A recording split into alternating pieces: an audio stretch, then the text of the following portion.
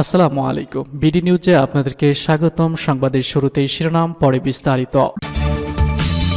প্রথমবার আন্তঃমহাদেশীয় ক্ষেপণাস্ত্র হামলা করল রাশিয়া।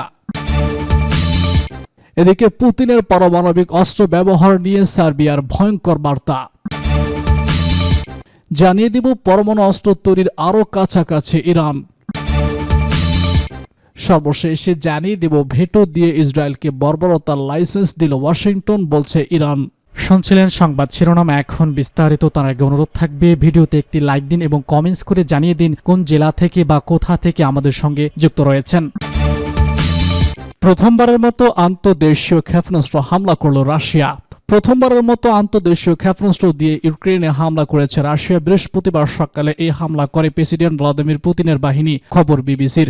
ইউক্রেনের বিমান বাহিনী বলেছে রাশিয়া আজ ভোরে আস্ট্রাখান অঞ্চল থেকে একটি আন্তঃমহাদেশীয় ব্যালিস্টিক ক্ষেপণাস্ত্র নিক্ষেপ করে। একই সঙ্গে একই লক্ষ্যে বিভিন্ন ধরনের ক্ষেপণাস্ত্র ছড়ে তারা। ইউক্রেনের ডিপ্রিবো অঞ্চল লক্ষ্য করে রাশিয়া এই হামলা চালায়। ইউক্রেন যুদ্ধে এই ধরনের অত্যাধুনিক দূরপাল্লার অস্ত্র প্রথমবারের মতো ব্যবহার করল রাশিয়া। ক্ষেপণাস্ত্রগুলো হাজার হাজার কিলোমিটার পাড়ি দিতে সক্ষম। সাধারণত অন্য মহাদেশের শত্রুদের ঘাঁটিতে হামলা করতে এই ধরনের অস্ত্র তৈরি করা হয়েছে। ইউক্রেনের সামরিক বাহিনীও বলেছে তারা এই হামলায় 6টি KH-101 ক্রুজ ক্ষেপণাস্ত্র ভূপাতিত করেছে। এর মানে হচ্ছে আন্তঃমহাদেশীয় ক্ষেপণাস্ত্রের সঙ্গে আরও বিভিন্ন ধরনের ক্ষেপণাস্ত্র ছড়া হয়। রাশিয়া হয়তো চেয়েছে দ্বীপ অঞ্চলে হঠাৎ ধ্বংসস্তূপে পরিণত করতে। ওয়াশিংটন ইউক্রেনকে দূরপাল্লার ATNS ক্ষেপণাস্ত্র ব্যবহার করার অনুমতি দেয়। এরপর তা ব্যবহার করে রাশিয়ার ভূখণ্ডে হামলা শুরু করে প্রেসিডেন্ট ভলোদিমির জেলেনস্কির বাহিনী। এর কয়েকদিন পর আন্তঃমহাদেশীয় ক্ষেপণাস্ত্র ব্যবহার করে রাশিয়া। এছাড়া ইউক্রেনে আক্রমণের মাত্রাও বাড়িয়ে দিয়েছে পুতিনের বাহিনী। এদিকে ইউক্রেনের যুদ্ধ হারার আশঙ্কায় নতুন মাত্রা যোগ করেছে রাশিয়ার পারমাণবিক সক্ষমতা। সেই অস্ত্র ব্যবহারের অনুমতি দিয়েছেন রাশিয়ার প্রেসিডেন্ট ভ্লাদিমির পুতিন। মঙ্গলবার এই সংক্রান্ত একটি ডিক্রিতে স্বাক্ষর করেছেন তিনি। মনে করা হচ্ছে ইউক্রেনকে রাশিয়ার ভূখণ্ডের গভীরে যুক্তরাষ্ট্রের ক্ষেপণাস্ত্র দিয়ে হামলার অনুমতির জবাব দিতে এই পদক্ষেপ নিয়েছে তিনি। যুক্তরাষ্ট্রের প্রতি ইঙ্গিত করে ডিক্রিতে বলা হয়েছে পারমাণবিক শক্তিধর কোনো দেশের সমর্থন নিয়ে রাশিয়ার ক্ষেপণাস্ত্র হামলা চালানো হলে পাল্টা জবাবে পারমাণবিক অস্ত্র ব্যবহার করতে পারবে মস্কো। মঙ্গলবার যুদ্ধের 1000তম দিবস পালন করছে রাশিয়া ইউক্রেন। আজকের দিনেই পুতিন তার দেশের পরমাণু নীতি হালনাগাদ করে এই ডিক্রিতে স্বাক্ষর করেছে বলে সাংবাদিকদের জানিয়েছে পুতিনের মুখপাত্র এবং রুশ প্রেসিডেন্টের কার্যালয় ক্রেমলিনের প্রেস সেক্রেটারি দিমিত্রি পেসকভ। নতুন এই ডিক্রিতে বলা হয়েছে যেসব দেশের পরমাণু অস্ত্র নেই তাদের যদি তৃতীয় কোনো দেশ বা পক্ষ এই ধরনের বিধ্বংসী অস্ত্র প্রদান করে, সেক্ষেত্রে সেসব দেশের বিরুদ্ধে পরমাণু অস্ত্র ব্যবহার করতে পারবে রাশিয়া। মঙ্গলবার মস্কোতে ক্রেমলিন কার্যালয়ে আয়োজিত এক ব্রিফিংয়ে পেসকভ বলেন, পরমাণু অস্ত্র নেই এমন কোন আগ্রাসী দেশের সঙ্গে পরমাণু অস্ত্র সমৃদ্ধ কোনো দেশ যদি জোটবদ্ধ হয় তাহলে তা আর একক নয় বরং যৌথ হামলার পরিণত হয়। আর এমন পরিস্থিতিতে নিজেদের নীতি অক্ষত রেখে যে পদক্ষেপ নেওয়া উচিত আমরা সেটি নিয়েছি। পুতিনের পারমাণবিক অস্ত্র ব্যবহার নিয়ে সার্বিয়ার ভয়ঙ্কর বার্তা। রাশিয়ার প্রেসিডেন্ট ভ্লাদিমির পুতিনের পরমাণু অস্ত্র ব্যবহার করা নিয়ে মন্তব্য করেছেন সার্বিয়ার প্রেসিডেন্ট আলেকজান্ডার ভুসিক। তিনি জানান পুতিন পরমাণু অস্ত্র ব্যবহার করতে দ্বিধা করবে না যদি তার দেশের নিরাপত্তা ও সামরিক বাহিনী হুমকির মুখে পড়ে এবং যদি তার বিকল্প না থাকে। বার্তা সংস্থা অ্যানাদোলু এজেন্সির এক প্রতিবেদনে এসব তথ্য জানানো হয়েছে।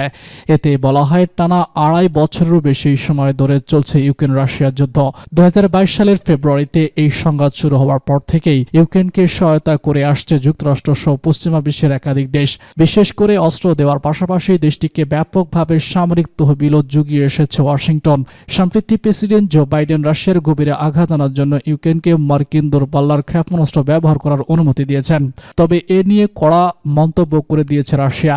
ইউক্রেন যদি দূরপাল্লার ক্ষেপণাস্ত্র ব্যবহার করে রাশিয়ার ভূখণ্ডে আঘাত আনে তবে তার জবাবে তারা যথাযথ ও কার্যকর পদক্ষেপ নেবে বলে হুঁশিয়ারি দিয়েছে। সার্বিয়ান প্রেসিডেন্ট ভুসিক মনে করেন বিপর্যকর থেকে বিশ্ব মাত্র এক ধাপ দূরে এবং পরবর্তী পদক্ষেপটি হয়তো পারমাণবিক সংঘাতের দিকে নিয়ে যেতে পারে। এর আগে বার্তা সংস্থা রয়টার্স জানায় পারমাণবিক বোমা হামলার নাশক ও তেজস্ক্রিয়তা নানা হুমকি থেকে রক্ষা পেতে সুরক্ষিত কেন্দ্র বানাচ্ছে রাশিয়া। জরুরি বিষয়ক মন্ত্রণালয় গবেষণা ইনস্টিটিউট জানিয়েছে QBM নামের এসব কেন্দ্রস্থল পারমাণবিক হামলা হলে বিপর্যয় থেকে 48 ঘন্টা সুরক্ষা দিতে পারবে।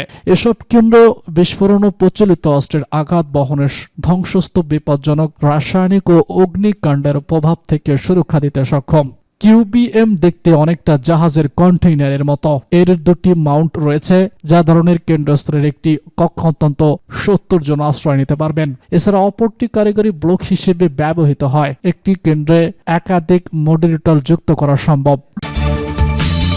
পরমাণু অস্ত্র তৈরির আরও কাছাকাছি ইরান পরমাণু বোমা তৈরির জন্য প্রয়োজনীয় গুরুত্বপূর্ণ ইউরেনিয়ামের মজুদ ব্যাপকভাবে বাড়িয়েছে, যা দেশটিকে পরমাণু অস্ত্র তৈরির গোড়ায় নিয়ে এসেছে। আন্তর্জাতিক পরমাণু শক্তি সংস্থা এর একটি প্রতিবেদন থেকে এই তথ্য জানিয়েছে, বা আন্তর্জাতিক মহল নতুন উদ্বেগ সৃষ্টি করছে। খবর আল জাজিরার। মঙ্গলবার প্রকাশিত ইউআর এক প্রতিবেদনে বলা হয়েছে, ইরান তার পরমাণু কার্যক্রম গোপনে চালিয়ে যাচ্ছে এবং পরমাণু বোমা তৈরির জন্য প্রয়োজনীয় ইউরেনিয়ামের মজুদ অনেকটাই বৃদ্ধি পেয়েছে। এই তথ্য ইরান ও ইসরায়েলের মধ্যে চলমান উত্তেজনা আরও বাড়িয়ে দিয়েছে, বিশেষ করে এমন সময় যখন মধ্যপ্রাচ্য বিভিন্ন রাজনৈতিক সংকট সৃষ্টি হয়েছে।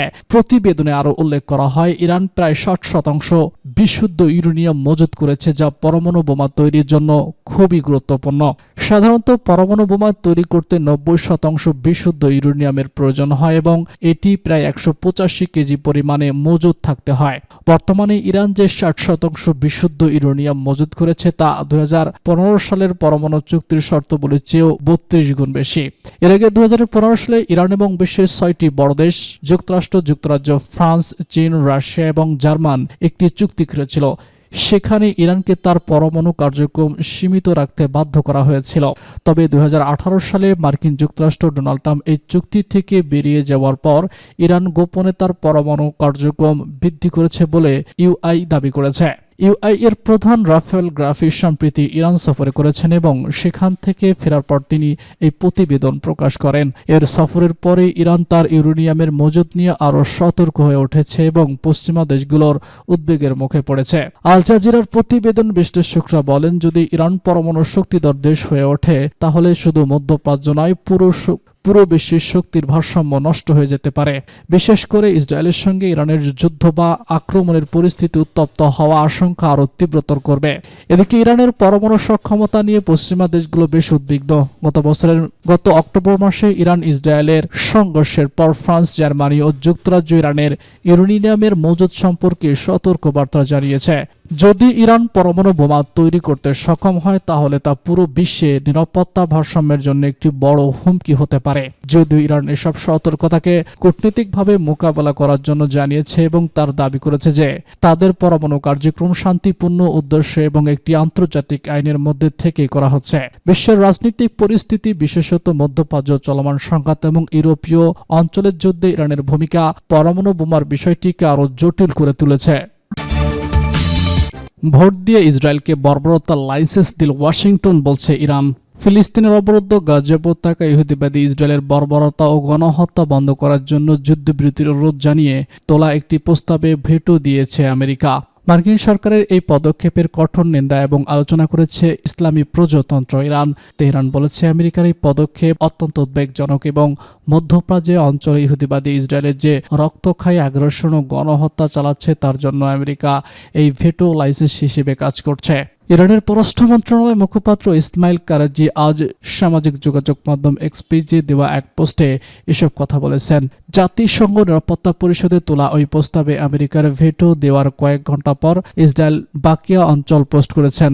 ইসরায়েলের বাকি এই পোস্ট দিলেন। নিরাপত্তা পরিষদের 15 সদস্যদের মধ্যে 14টি সদস্য দেশ যুদ্ধবিরতির প্রস্তাবের পক্ষে ভোট দিয়েছিল, কিন্তু আমেরিকা তাতে ভেটো দেওয়ার কারণে প্রস্তাবটি পাশ করতে পারেনি।